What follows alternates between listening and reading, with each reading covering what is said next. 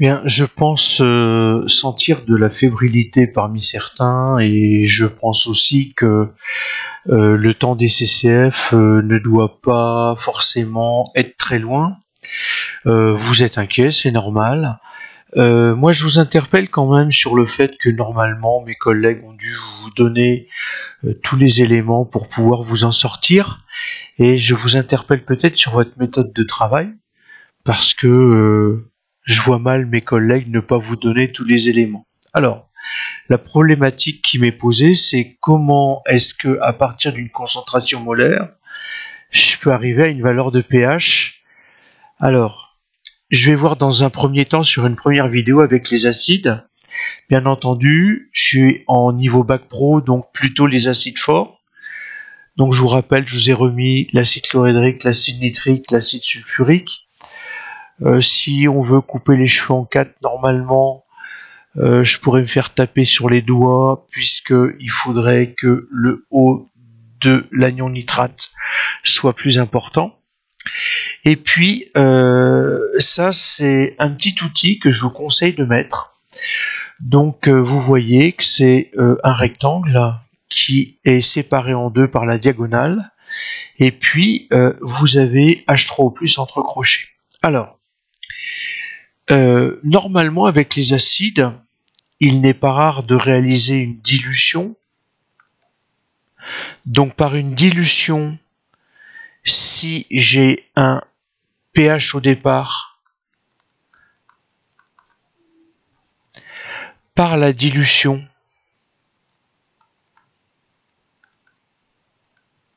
je vais avoir un pH à la fin qui est plus élevé qu'au départ. Et en sachant que je ne pourrai jamais dépasser 7. Et c'est pour ça que je reviens sur le petit outil, c'est que à pH 7, j'ai autant de H3O+ que de OH-. C'est pour ça que j'ai deux petites barres montrant l'égalité de ma verticale. Alors, ça, vous pouvez très bien avoir cette manipulation-là, et puis vous avez une formule. La formule, c'est pH égale moins le log LOG entre crochets de H3O+.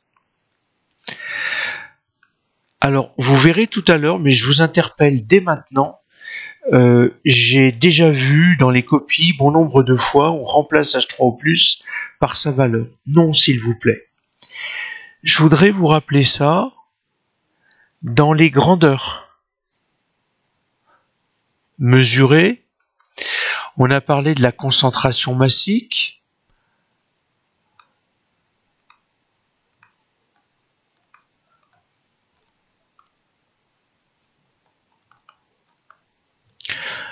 En grammes par litre, ça va pas beaucoup nous intéresser.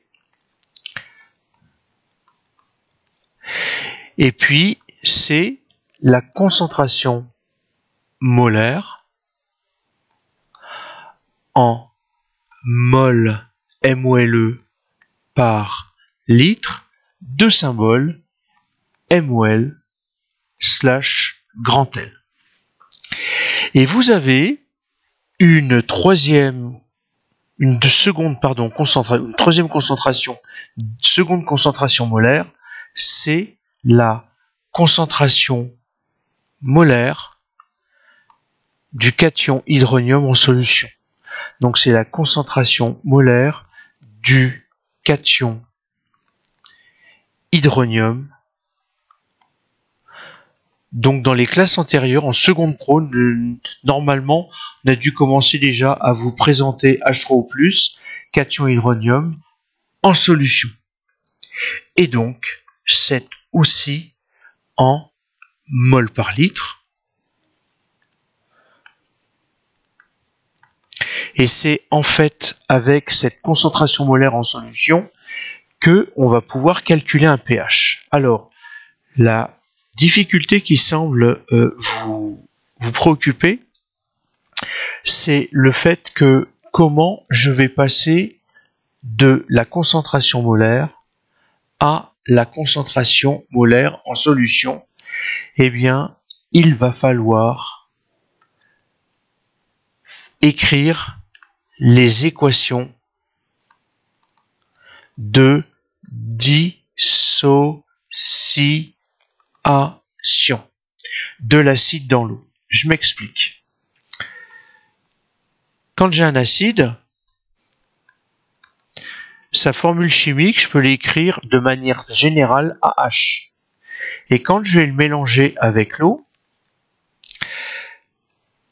quand j'ai un acide fort, j'ai une seule flèche, c'est une réaction qui est totale, ça va libérer A-, puisque A- libère le proton hydrogène H+, pour que par liaison ionique, j'ai électroneutralité, et H+, va s'allier avec H2O, et ce complexe, c'est lui qui va former le cation hydronium.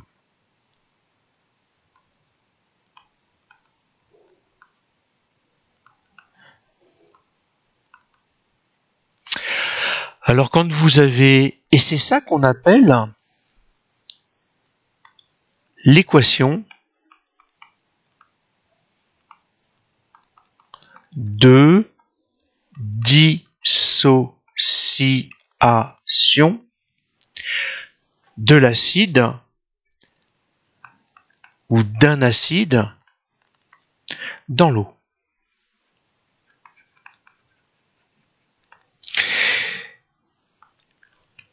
Et donc, si je prends l'exemple de l'acide nitrique que je mélange à l'eau, eh bien, je vais avoir formation de l'anion nitrate, donc la base. Alors, attention, quand je dis la base, la molécule basique ou la molécule complémentaire au proton H+, plus H+, plus H2O. Et donc, comme on est toujours dans l'eau, on est en milieu aqueux, et ce complexe, c'est lui qui va former H3O+, le cation hydronium. Alors, l'équation est équilibrée, bien entendu, c'est-à-dire que si j'ai une mole mise en jeu, je vais retrouver à la fin une mole d'anion nitrate et puis une mole de cation hydronium. Si j'ai 0,001 mol, je vais retrouver 0,001 mol. C'est ça qui m'intéresse. Donc, à partir de cette équation, si je sais que ma concentration molaire d'acide nitrique vaut 1,10-3 mol par litre, eh bien, je vais avoir, par cette équation de dissociation, la concentration molaire en cation hydronium, donc la notation reconnue et utilisée de manière conventionnelle, c'est H3O+ entre crochets, ça vaut aussi 1 × 10 puissance moins 3 mol par litre. Et si à partir de là, je veux calculer le pH, eh bien c'est cette valeur que je vais prendre, à savoir le pH de ma solution d'acide nitrique, ça vaut moins le log de H3O+. Donc s'il vous plaît, dans ce passage-là, vous écrirez bien moins le log, mais cette fois-ci entre parenthèses de 1 × 10 puissance moins 3. Et il vous faut utiliser la calculatrice, et la calculatrice va vous donner un pH qui vaut 3. c'est ce que je vous proposerai de faire après. Je voudrais juste vous parler de la même chose, mais cette fois-ci, si j'ai l'acide sulfurique. Donc, l'acide sulfurique, c'est H2SO4 que je mélange à de l'eau et par dissociation totale, je vais avoir à la fin SO4 de moins, l'anion sulfate, qui libère 2 protons hydrogène. Donc, il me faut 2 molécules d'eau pour chacun des protons et donc je vais avoir 2 cations H3O+. Ça veut donc dire que ici j'ai un coefficient stoichiométrique de 1. Alors je peux pas tout reprendre, hein, s'il vous plaît. Les coefficients stoichiométriques, je vous renvoie à l'ensemble des vidéos ou à la vidéo comment équilibrer une réaction chimique. Je vous en parle à ce moment-là. Je vous rappelle juste tout de même qu'on dit stoichiométrique et ça s'écrit stoichiométrique. C'est du grec. Donc ici, pour une mole, je vais avoir 2 moles. C'est pour ça qu'on appelle ça un diacide. Donc si j'ai 0,001 mol, je vais avoir 2 fois plus, donc 0,02 mol. Et si je calcule le pH, je n'ai pas un pH, hein, j'ai 2 fois plus, mais j'ai pas un pH 2 fois plus petit. Pour H2SO4, ici, si je calcule le pH de moins le log de 2 fois 10 puissance moins 3, là, il va falloir que je passe à la calculatrice.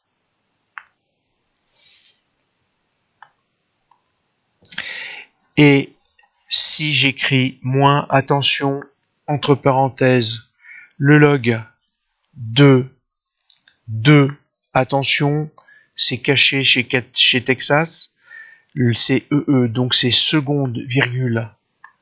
Je vais faire apparaître le petit E, moins 3, ça me donne un pH de 2,70. Donc je passe d'un pH 3 avec 2 fois plus, un doublement de la concentration molaire, je ne passe pas à un pH 2 fois plus faible. Pourquoi? C'est le schéma que je vous mets ici. Je n'ai pas proportionnalité puisque j'ai une courbe. La proportionnalité n'existe, classe de 4e, puis de 3e, que quand, d'un point de vue graphique, j'ai une droite et que cette droite passe par l'origine. Je dis donc que on a l'habitude d'appeler ce genre de droite des droites linéaires. Alors, pour vous rappeler les choses à la calculatrice, le moins le log, donc je veux m'occuper de 1 fois 10 puissance moins 3, 1 seconde EE moins 3, pas la peine de fermer la parenthèse, vous obtenez bien un pH de 3. Donc vous avez un pH de 2,70 pour une même concentration d'acide nitrique qui libère 2 fois plus de protons hydrogène ou qui est à l'origine de la formation de 2 fois plus de cations hydronium.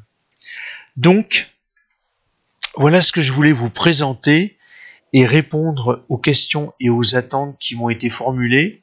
Juste une chose, je ne sais pas si vous avez fait attention, j'avais révisé, en fait, ln et log, c'est exactement la même chose, à une différence près, c'est que le logarithme en base 10 est une écriture simplifiée de celle-ci. Donc, je vous ai dit, le log de 1 fois 10 puissance moins 3 vaut 3. Mais si je prends le logarithme népérien de 1 fois 10 puissance moins 3 sur ln10, vous verrez, et on va le faire à la calculatrice, donc le logarithme népérien. Alors, j'aime pas utiliser cette touche, mais le logarithme népérien de 1 fois 10 puissance moins 3 divisé par le logarithme népérien de 10, ça me donne, pardon, moins 3, puisque j'ai oublié le moins au départ. Donc je reprends, si je reprends le dernier calcul qu'au départ, je mets un signe moins et que je demande le calcul, je vais bien réobtenir 3. Donc j'espère avoir répondu à la question. Si vous voulez aller plus loin, je vous ai parlé d'une dilution. Je vous rappelle qu'une dilution, vous allez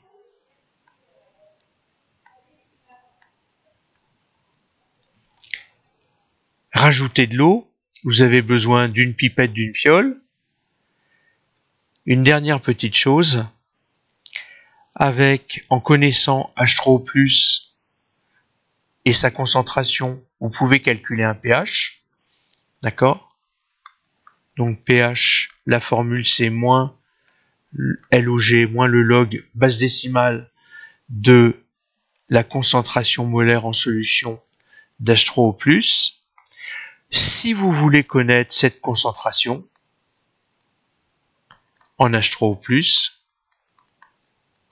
à partir d'une valeur de pH, c'est 10 puissance moins la valeur de pH. Donc, si on a un pH de... nous sommes aujourd'hui le 15,07, donc le 1,507, et que je veux déterminer à partir de là la concentration en cation hydronium, je vais donc écrire que H3O+, entre crochets, la concentration molaire en solution du cation hydronium, c'est 10 puissance ou 1 fois 10 puissance moins 1 507. Et donc pour taper la valeur, attention, c'est 1, je vais aller chercher la fonction ici, seconde log, et moins 1,507. Et là, je vais obtenir 0,0031. Donc en fait, en écriture scientifique, si je vais dans le mode et que je demande l'écriture scientifique en mode flottant, je vais rester en mode flottant, je quitte, ça me fait du 3,11 fois 10 puissance moins 2. D'accord? Donc ça me fait à la calculatrice 3,11 fois 10 puissance moins 2 mol par litre. Donc, à cette concentration, j'obtiens un pH de 1,507. Donc, on peut fonctionner dans les deux sens.